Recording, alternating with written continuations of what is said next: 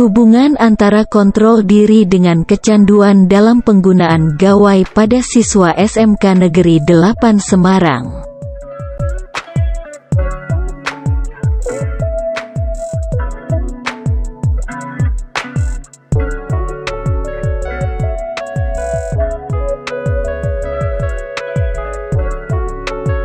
Gawai adalah ponsel pintar yang menjadi media komunikasi praktis dan mudah digunakan yang saat ini sudah banyak digunakan oleh semua kalangan, baik dari anak-anak hingga orang dewasa, agar selalu dapat mempermudah kehidupannya saat ini serta dapat menyesuaikan dengan orang-orang dan lingkungan sekitar yang semakin maju.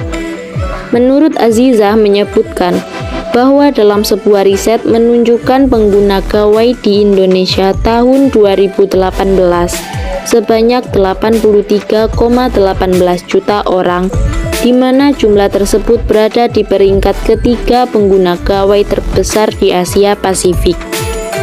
Berdasarkan hasil survei Kementerian Komunikasi dan Informatika yang didukung oleh UNICEF pada tahun 2014 menyebutkan bahwa remaja merupakan pengguna gawai paling banyak, yaitu sekitar 80% dari pengguna gawai di Indonesia.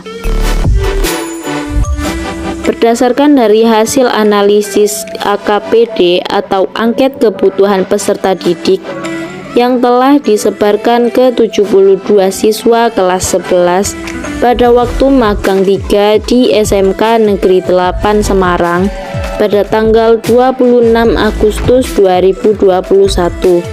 Diketahui bahwa cukup banyak siswa yang mengalami masalah yang berkaitan dengan ketergantungan dalam penggunaan gawai, yaitu saya merasa sulit mengendalikan ketergantungan pada gawai dengan presentase 4,26% atau 34 siswa dalam kategori tinggi.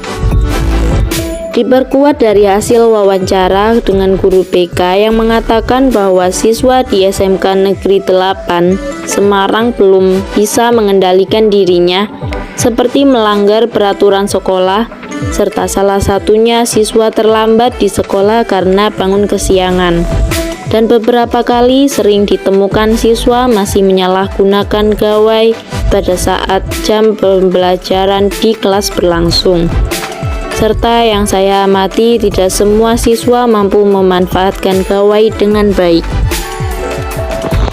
Jenis penelitian ini adalah penelitian deskriptif kuantitatif korelasional karena bertujuan untuk menemukan ada tidaknya hubungan dua variabel untuk menyatakan besar kecilnya hubungan antara dua variabel penelitian.